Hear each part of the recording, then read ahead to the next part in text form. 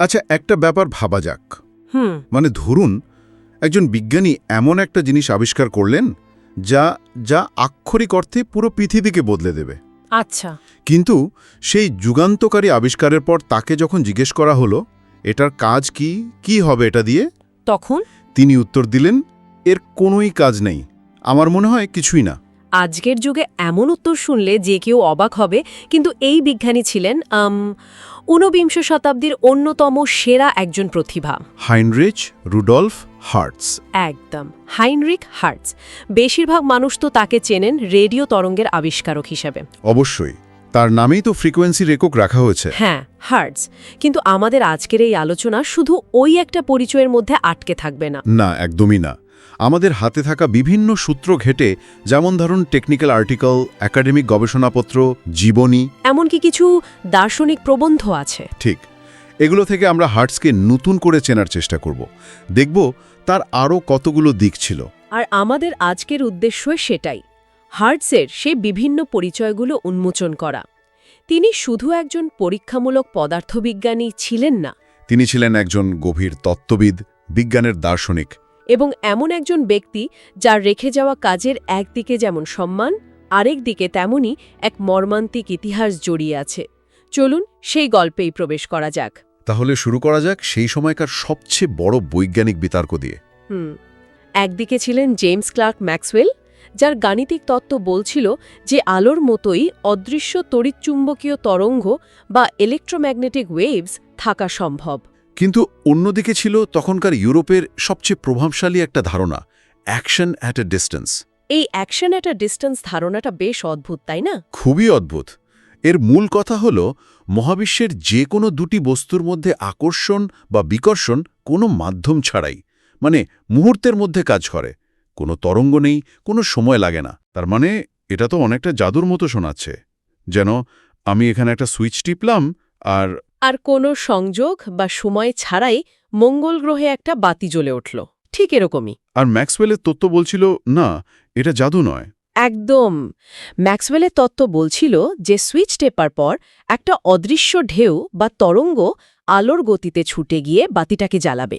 কিন্তু মুশকিলটা হলো ম্যাক্সওয়েলের তত্ত্বটা ছিল শুধু কাগজে কলমে। হ্যাঁ, এই অদৃশ্য ঢেউটাকে খুঁজে বের করার কোনো বাস্তব প্রমাণ ছিল না, আর এখানেই হার্টজের প্রবেশ। কিভাবে তিনি অদৃশ্য তরঙ্গকে ধরলেন? নিশ্চয়ই খুব জটিল কোনো যন্ত্র বানিয়েছিলেন। এখানেই তো আসল মজা। তার যন্ত্রগুলো ছিল অবাক করার মতো সহজ। তাই নাকি? হ্যাঁ, 1886 থেকে 1888 সালের মধ্যে তিনি কার্লসরুয়েতে কিছু পরীক্ষা করেন। তার ট্রান্সমিটারটা ছিল একটা স্পার্ক গ্যাপ জেনারেটর। একটু সহজ করে বললে? মানে একটা ইন্ডাকশন কয়েল দিয়ে তিনি দুটো তামার গোলকের মাঝে প্রচণ্ড ভোল্টেজ তৈরি করতেন, যার ফলে মাঝের ফাঁকা জায়গায় বিদ্যুতের স্ফুলিঙ্গ বা স্পার্ক তৈরি হতো। এই স্পার্কই অদৃশ্য তরঙ্গ তৈরি করত।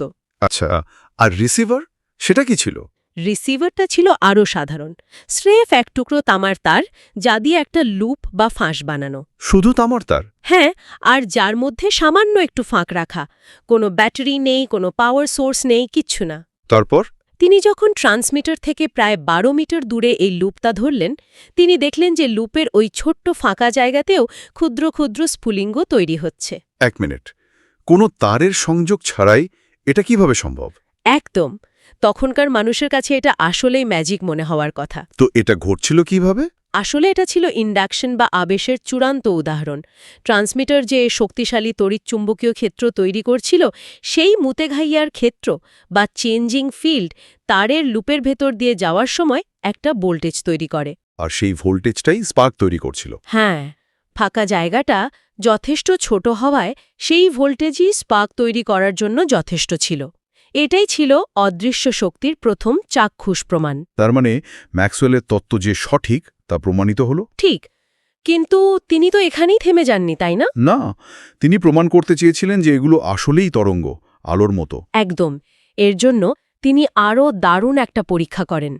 তিনি পরীক্ষাগারের এক প্রান্তে আয়নার মতো করে একটা বিশাল জিঙ্কের পাত রাখেন।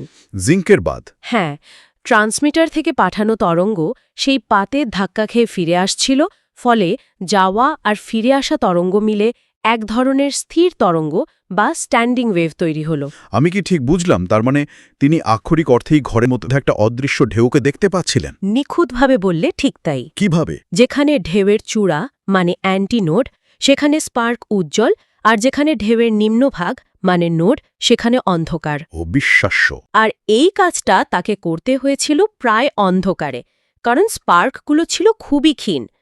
তিনি পুরো ল্যাবরেটরিতে তার ছোট্ট রিসিভার লুপটা নিয়ে ঘুরে বেড়াচ্ছিলেন। আর নোট করছিলেন কোথায় স্পার্ক দেখা যাচ্ছে আর কোথায় যাচ্ছে না। ঠিক তাই। আর এই বিন্দুগুলোর মধ্যবর্তী দূরত্ব মেপে তিনি তরঙ্গের দৈর্ঘ্য বের করেন। আর সেখান থেকে গতিবেগ। হ্যাঁ, এবং তিনি দেখেন যে এর গতিবেগ প্রায় আলোর গতির সমান। এত বড় একটা সাফল্যের পর তো তার সেলিব্রেট করার কথা, কিন্তু তখনই তাকে এর ব্যবহারিক প্রয়োগ নিয়ে প্রশ্ন করা হয়। আর তিনি সেই বিখ্যাত উত্তরটা দেন, এর কোনোই কাজ নেই, এটা শুধু একটা পরীক্ষা যা প্রমাণ করে যে ম্যাক্সওয়েল সঠিক ছিলেন। এটা থেকে বোঝা যায় যে তিনি বিশুদ্ধ জ্ঞানার্জনে কতটা আগ্রহী ছিলেন। হ্যাঁ, হালকা হেসে, এটা আজকের সিলিকন ভ্যালির ডিসরাপ্ট অ্যান্ড মনিটাইজ এভরিথিং মানসিকতার ঠিক উল্টো ভাবা যায়। একেবারে। এটা ১৯ শতকের জার্মান একাডেমিক সংস্কৃতির প্রতিচ্ছবি। জ্ঞানই ছিল আসল পুরস্কার, তার প্রয়োগ নয়। কিন্তু মজার ব্যাপার হলো, তিনি যে আবিষ্কারকে কোনো গুরুত্বই দেননি, সেটাই পৃথিবী বদলে দিল। ঠিক, অথচ এর ঠিক আগেই তিনি এমন একটা কাজ করেছিলেন যেটাকে হয়তো তিনি বেশি গুরুত্বপূর্ণ মনে করতেন। তাই নাকি? সেটা কি? সেটা হলো কন্ট্যাক্ট মেকানিক্স। Contact mechanics. হ্যাঁ, শুনতে খুব সাধারণ মনে হলেও দুটো জিনিস একে অপরকে ছুলে ঠিক কী ঘটে, তাদের মধ্যে চাপ এবং বিকৃতি কিভাবে কাজ করে, তার পেছনের গণিতটা তিনি দাঁড় করিয়েছিলেন। এটা তো রেডিও তরঙ্গেরও আগের কাজ। অনেক আগে। 1881-82 সালে তিনি এই বিষয়ে দুটো গবেষণাপত্র প্রকাশ করেন। ভাবা যায়, আমরা যে ওয়াইফাই আর রেডিও ব্যবহার করি, সেটার আবিষ্কারক প্রয়োগের কথা ভাবেননি, কিন্তু তিনি এমন একটা বিষয়ে কাজ করেছেন যা ছাড়া আজকের দিনের কোনো গাড়ি বা জেট ইঞ্জিন, এমনকি আমাদের ফোনের স্ক্রিনের টেকসই প্রযুক্তিও হয়তো সম্ভব হতো না। একদম। ট্রেনের চাকা যখন রেললাইনের উপর দিয়ে যায়, গাড়ির টায়ার যখন রাস্তার সংস্পর্শে আসে, মেশিনের ভেতরে বল বিয়ারিংগুলো যেভাবে ঘোরে, এই সব কিছুর মূলে আছে কন্ট্যাক্ট মেকানিক্স। ঠিক তাই। তার তত্ত্ব, যা হার্টসিয়ান কন্ট্যাক্ট স্ট্রেস নামে পরিচিত, আজও এই ক্ষেত্রগুলোর ভিত্তি। আর এই তত্ত্বটা তিনি তৈরি করেছিলেন কিভাবে? খুব সাধারণ একটা পরীক্ষা থেকে। একটা কাচের গোলককে লেন্সের উপর চাপ দিয়ে নিউটনের রিং পর্যবেক্ষণ করে। তার মানে ঘর্ষণ এবং পৃষ্ঠতল নিয়ে যে বিজ্ঞান, অর্থাৎ ট্রাইবোলজি, সেটারও তিনি একজন পথিকৃৎ ছিলেন। অবশ্যই। তাকে ট্রাইবোলজির ২৩ জন পুরোধার একজন হিসেবে গণ্য করা হয়। যে ক্ষেত্রটা আজ মাল্টি-বিলিয়ন ডলারের ইন্ডাস্ট্রি। হ্যাঁ, যা স্যাটেলাইটের যন্ত্রাংশ থেকে শুরু করে কৃত্রিম হেপ জয়েন্ট পর্যন্ত সব কিছুকে সম্ভব করেছে। অথচ হার্টস এই কাজটাকে তার প্রধান কাজগুলোর একটি বলে মনে করতেন। এটা সত্যি আশ্চর্যজনক। একজন পরীক্ষামূলক পদার্থবিজ্ঞানী, যিনি অদৃশ্য তরঙ্গ নিয়ে কাজ করছেন, তিনি একই সাথে বলবিদ্যা বা মেকানিক্সের এত গভীরেও চিন্তা করছেন। আর এখান থেকেই কিন্তু তার দার্শনিক পরিচয়ের শুরু। আচ্ছা। হ্যাঁ, হার্টজেস কেবল একজন বিজ্ঞানীই ছিলেন না, বিজ্ঞানের একজন গভীর দার্শনিকও ছিলেন। তার মৃত্যুর পর 1894 সালে প্রকাশিত বই প্রিন্সিপলস অব মেকানিক্সে এর সবচেয়ে বড় প্রমাণ পাওয়া যায়। এই বইতে তিনি ঠিক কি করতে চেয়েছিলেন? তিনি নিউটনীয় বলবিদ্যার কাঠামোটাকেই নতুন করে গড়তে চেয়েছিলেন। নতুন করে? হ্যাঁ, বিশেষ করে নিউটনের বল বা ফোর্সের ধারণাটা তার পছন্দ ছিল না। তার মনে হয়েছিল বল আসলে কোনো মৌলিক জিনিস নয়। মানে? এটা দুটো গতির মধ্যে সংযোগ স্থাপনকারী একটা কাল্পনিক ধারণা মাত্র। এটা তো বেশ বৈপ্লবিক চিন্তা। তাহলে বল ছাড়া তিনি কিভাবে বলবিদ্যাকে ব্যাখ্যা করতে চাইলেন? তিনি বলের ধারণা পুরোপুরি বাদ দিয়ে শুধুমাত্র ৩টি মৌলিক জিনিস দিয়ে বলবিদ্যার সূত্রগুলোকে নতুন করে সাজাতে চাইলেন। কি সেগুলো? স্থান, কাল এবং ভর। তার তত্ত্বে তিনি দৃশ্যমান ভরের পাশাপাশি লুকানো ভরের ধারণাও দেন, যা আসলে সিস্টেমের পোটেনশিয়াল এনার্জিকে প্রকাশ করে। আর তিনি একটা ভালো তত্ত্ব কেমন হওয়া উচিত তারও একটা ধারণা দিয়েছিলেন, তাই না? হ্যাঁ, তিনি বলেছিলেন একটি ভালো বৈজ্ঞানিক তত্ত্ব বা ছবির জন্য ৩টে মানদণ্ড থাকা দরকার। কি সেই মানদণ্ড? প্রথমত, শুদ্ধতা বা কারেক্টনেস, অর্থাৎ তত্ত্বের ভবিষ্যৎবাণীগুলো বাস্তবতার সাথে মিলতে হবে। ঠিক। দ্বিতীয়ত, যৌক্তিকতা বা পারমিসিবিলিটি, মানে তত্ত্বটি যুক্তির নিয়মের সাথে সঙ্গতিপূর্ণ হতে হবে। আর তৃতীয়টা? তৃতীয় এবং সবচেয়ে গুরুত্বপূর্ণ হল উপযোগিতা বা অ্যাপ্রোপ্রিয়েটনেস। এর মানে হল তত্ত্বটি যতটা সম্ভব সহজ এবং স্বতন্ত্র হবে, এতে অপ্রয়োজনীয় কোনো উপাদান থাকবে না। তার মানে তিনি এমন একটা মেকানিক্স তৈরি করতে চেয়েছিলেন যা কোনো অস্পষ্টতা ছাড়াই প্রকৃতির নিয়মগুলোকে সবচেয়ে সহজভাবে বর্ণনা করতে পারে। একদম। তিনি আশা করেছিলেন যে তার এই নতুন আরও স্পষ্ট কাঠামো হয়তো পদার্থবিজ্ঞানের গভীর রহস্য, যেমন ধরুন ইথারের প্রকৃতি বুঝতে সাহায্য করবে। যদিও তার এই কাজটা পরবর্তীতে খুব বেশি প্রভাব ফেলেনি। না, ফেলেনি, কিন্তু এটা প্রমাণ করে যে তিনি কতটা গভীর চিন্তাবিদ ছিলেন। এই সব কিছু মিলিয়ে হার্টজের উত্তরাধিকার বা লেগেসিটা তাহলে বিশাল এবং বেশ জটিল। খুবই জটিল। একদিকে যেমন তার সম্মানে ফ্রিকোয়েন্সির এককের নাম রাখা হয়েছে হার্টজ, যা আজ রেডিও থেকে শুরু করে আমাদের পকেটে স্মার্টফোন পর্যন্ত সবকিছুতে ব্যবহৃত হয়। অন্যদিকে তার কিছু অনিচ্ছাকৃত আবিষ্কারও ছিল, যা অন্যদের জন্য নোবেল পুরস্কারের দরজা খুলে দিয়েছে।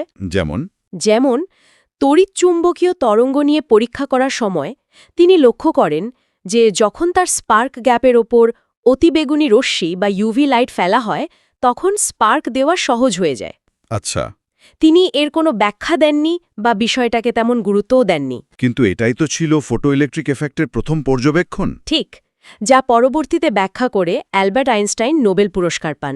একইভাবে তার ক্যাথোড রশ্মি নিয়ে কাজ। হ্যাঁ, তার ছাত্র ফিলিপ লেনার্ডকে নোবেল পুরস্কার পেতে সাহায্য করেছিল।